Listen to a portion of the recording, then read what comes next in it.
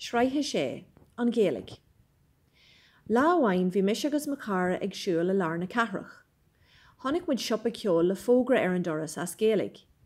Bhí áthas orin sinna Ghaeilge. Thocraí muid ar rud éigean na dhéanú ar son na Ghaeilge.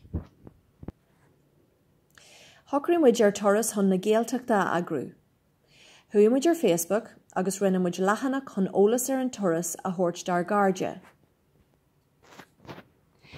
D'eagraigh muid toras go dtí an Gaeltacht an Ghaillimh. Bhí an crack a thíntach. Bhí céala agin gach oíche agus bhí an aimsir go hálín an tamar fad. Chaith muid amar an trá ag imirt eitfella.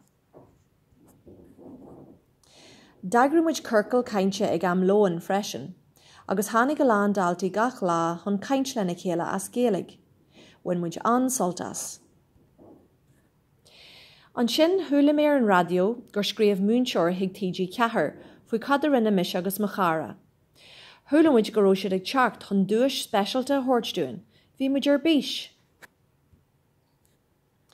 Faoi dhearr, tháinig TG cethair go dtí an scoil ar cuirt. Run siad gradam speisialta orin. Bhí muid lán sásta as an obair iontach a rinne muid an Ghaeilge an neartú sa scoil.